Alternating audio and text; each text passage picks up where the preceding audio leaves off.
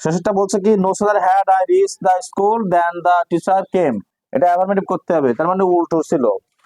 তো আমরা কার পরিবর্তে নো সুদার হ্যাড বসাতে হবে, এটা আমাদের মনে রাখতে হবে। কার পরিবর্তে?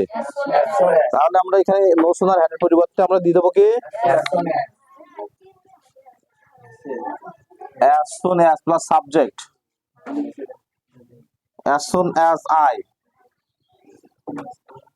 ভার্ব টু, 2 আর 3 একই জিনিস ভার্বের, দা স্কুল। এবং দেন বসে কার পরিবর্তে? তাহলে দেন ওটাই দিয়ে কমা দেবো আমরা, এখানে একটা কমা, দা টিচার দিক যা আছে পাঠিয়ে দেবো।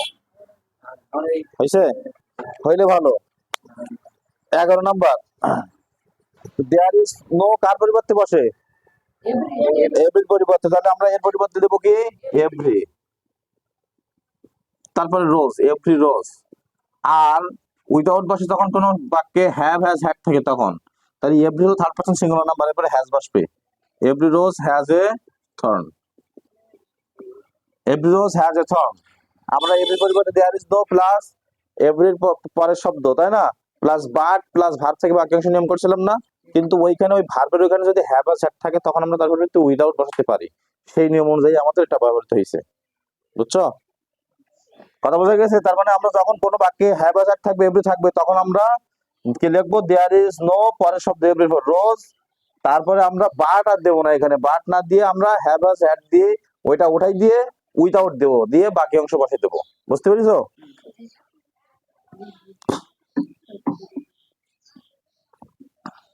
হি ওয়াজ নেভার ইনসিনসিয়ার, এটা অ্যাফার্মেটিভ করতে হবে। তাহলে আমরা কি লিখতে পারি? হি ওয়াজ নেভার এর পরিবর্তে কি হয়? অলওয়েজ। প্লাস বিপরীত শব্দ দিতে হয় না? তাহলে সিনসিয়ারের বিপরীত শব্দ হলো ইনসিনসিয়ার, তাহলে আমরা ইন বাদ দেবো, sincere. He was always sincere, সে সর্বদা আন্তরিক ছিল। ঠিক আছে? বুঝছো কতটুকু পরিবর্তন করছে? দেখছো?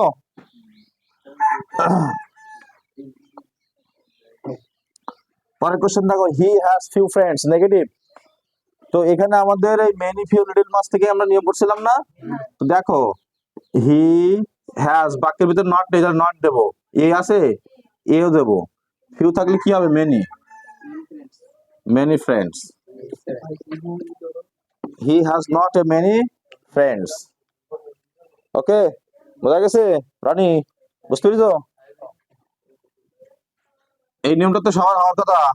হি was too poor to buy a new shirt, তাহলে আমরা কি হচ্ছে? হি ওয়াজ টু জায়গায় so, poor that subject, subject আবার কি হি। ক্যান কুডিতে কি দেবো? ওয়াজ এ পাস্ট টেন্সে, দেখো could,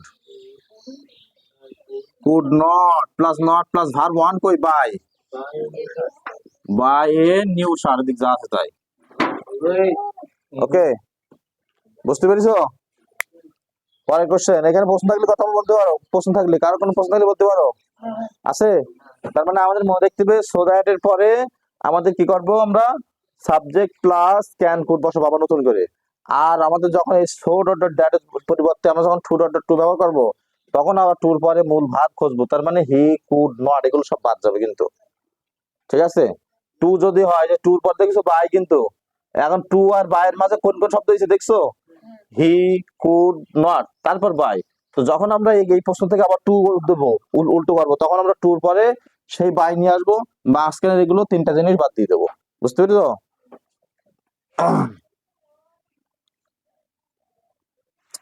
he was the wisest man in the locality, negative. Negative তার মানে এটা কোন ডিগ্রি আছে? Superlative degree. পজিটিভ ডিগ্রি করে দিলে নেগেটিভ হয়ে যাবে। ঠিক আছে? তাহলে কি করবো আমরা? এটা ডি আছে প্রথম অংশ, no other, no other man in the locality. এখানে ভার্ব আছে ওয়াজ, কিন্তু ইজ দিতে না জানো?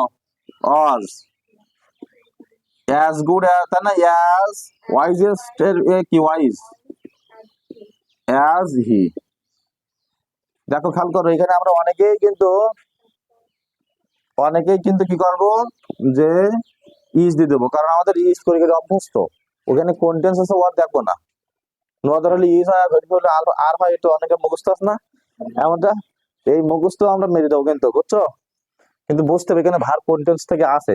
অনেক সময় অক্সিলারি থেকে মূল ভার্ব থাকতে পারে, হি লুক হতে পারে, এখানে হি লুকস হতে পারে, তখন আমরা এখানে লুকস দেবো, সমস্যা কি?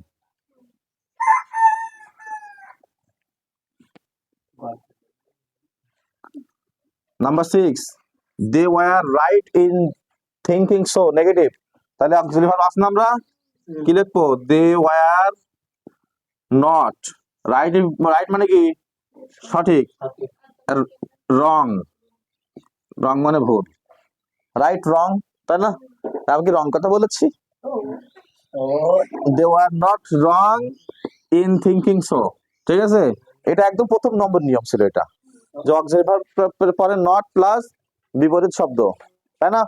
বুঝছো? বুঝতে পেরেছো? এই বোঝা গেছে? Number 5, I shall always remember your behaviour, আমি সর্বদা তোমার আচরণটা মনে রাখবো। তাহলে আই শ্যাল অলওয়েজ থাকলে কি হয়? নেভার। আর প্লাস বিপরীত শব্দ রিমেম্বার কি মানে? কি মনে রাখা। ফরগেট মানে ভুলে যাওয়া, ফরগেট, তারপরে এদিক যা আছে তাই, ইয়োর বিহেভিয়ার। তাহলে আমরা পরিবর্তন করছি, অলওয়েজ এর জন্য নেভার, আর রিমেম্বারের বিপরীত শব্দ ফরগেট, ফরগেট। বুঝতে পেরেছো? ওকে। রুল 4, নাম্বার 4, এভরিবডি, এটা হয়েছে না সবার? এভরিবডি বলতে কি হয়? There is no plus every পরের শব্দ কি? Body, but hates a dishonest man, যা আছে তাই, বুঝছে?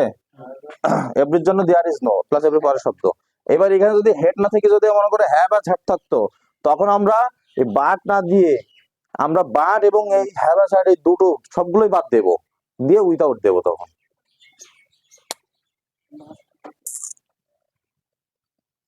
মাস থাকলে কি হয়? আর কিছু হয় নাকি? কি হয়? ক্যান ইউ, মাস্টের পরিবর্তে ক্যান নট বাট থাকলে লুক, তাই তো? তারপরে আফটার যা আছে, আর যদি আমরা এই বাট না দিয়ে হেল্প দেই তখন লুকিং আফটার হবে। হ্যাঁ, বুঝছো? এই হলো পার্থক্য। ক্যান নট বাট দিলে ভার্ব যা আছে তাই বসবে, আর ক্যান নট হেল্প দিলে কি হবে? হ্যাঁ, ভার্বের সাথে আইএনজি যোগ করতে হবে তখন। হি ওয়াজ অনলি 10 ইয়ার্স ওল্ড, তার বয়স মাত্র 10 বছর ছিল। কি হবে? এখানে আমাদের ওয়ানলি পরিবর্তে বয়স বোঝাইছে অনলি দ্বারা, তাহলে কি লিখতে পারি আমরা? He was not more than 10 years old.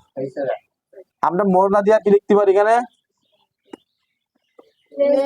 Less than. তার মানে আমাদের তখন হলো কি, তার বয়স 10 বছরের বেশি নয়।